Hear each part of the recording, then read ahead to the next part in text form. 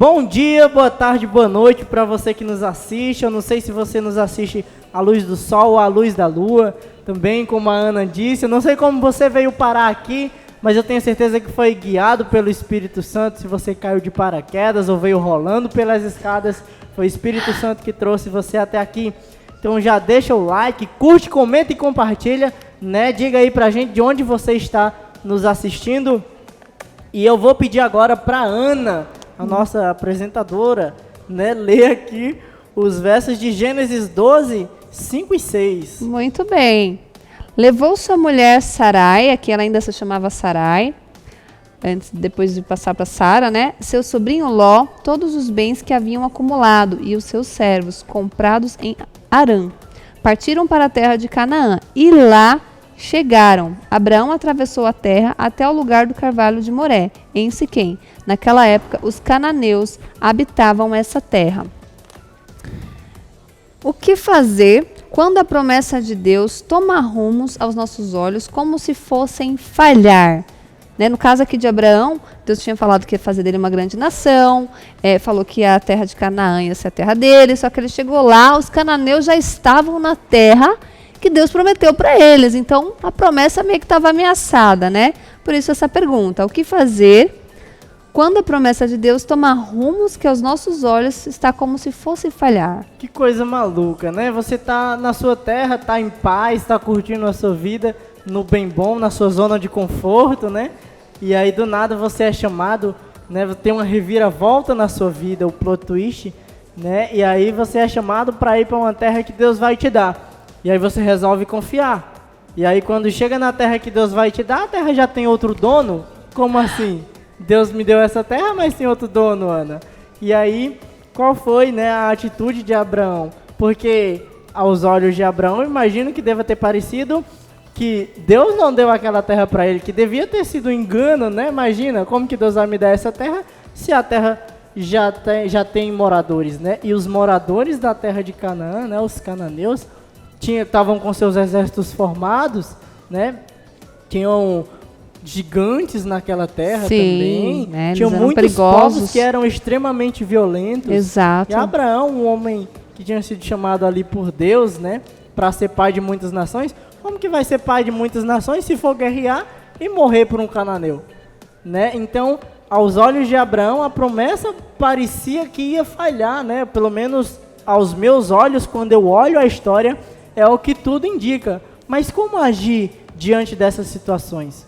Né? Eu havia até comentado antes com a Ana de que as histórias da Bíblia nem sempre ela tem uma aplicação para a nossa vida, mas sempre tem um propósito dela estar aqui, tá bom? Então a história de Abraão está aqui porque tem um propósito. Ela queria ensinar para mim e para você de que a lógica de Deus não é a minha lógica, não é a sua lógica.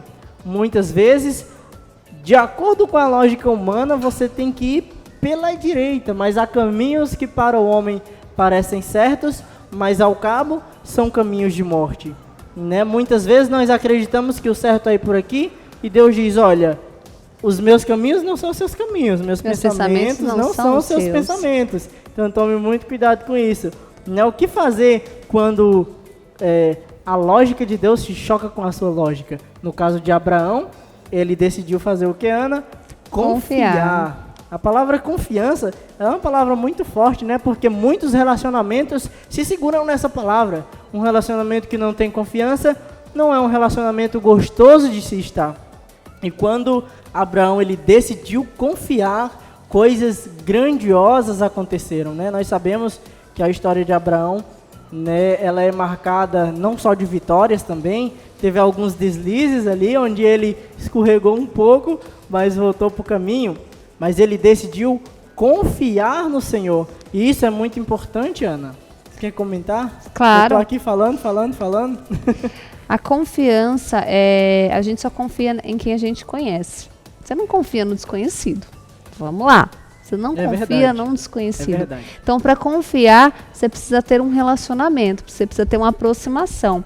Abraão ficou até um pouco assim preocupado, assustado aqui, e Deus percebeu que ele estava assustado, né? Estava com medo.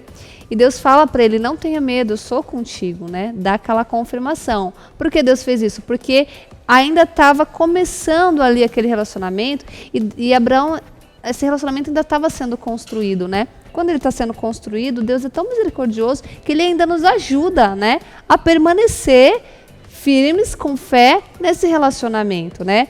Ao ponto, tanto que quando esse relacionamento vai se estreitando, né, vai ficando cada vez mais íntimo, que aí quando Deus pede o filho para Abraão, que aí ele não entende, mas ele confia. E aí ele chega nesse estágio de confiar independente do que Deus está me pedindo, né, colocando Deus acima de todas as coisas.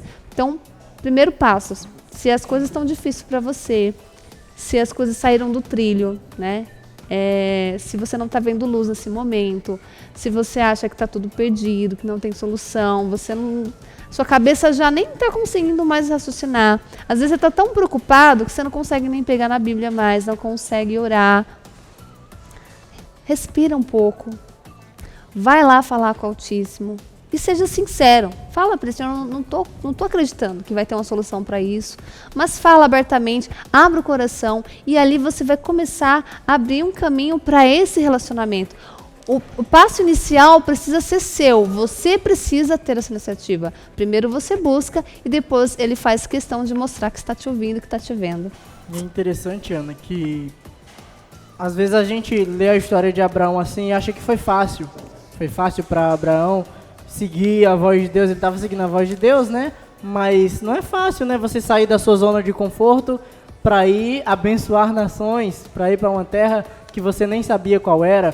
Muitas vezes nós achamos que sair da nossa zona de conforto para servir a Cristo vai ser um mar de bênçãos, um mar de alegria, um mar de rosas, como o mundo diz. Mas não é. O próprio Cristo, ele diz, se alguém quer vir após mim, tome a sua cruz. Negue a si mesmo e siga-me.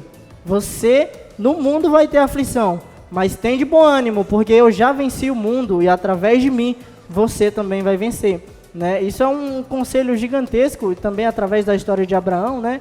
Ele dizendo, olha, Abraão venceu por mim, através de mim, você também pode vencer. Eu sei que muitas vezes parece que a minha mão vai falhar, mas não tema porque eu estou conduzindo a situação. Qual é o seu problema, né? Qual é a sua situação?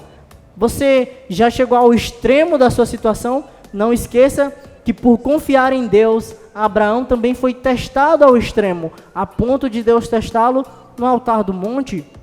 Quanto mais você vence a tentação, mais o Senhor, ele vai te provar para que você amadureça, para que você cresça na fé, para que você cresça espiritualmente, para que você confie mais nele e se aproxime mais dele. Muito bem. E aí eu vou ler rapidinho aqui Tiago, né, 2:23, que diz assim: cumpriu-se assim a escritura que diz, Abraão creu em Deus e isso lhe foi creditado como justiça e ele foi chamado amigo de Deus.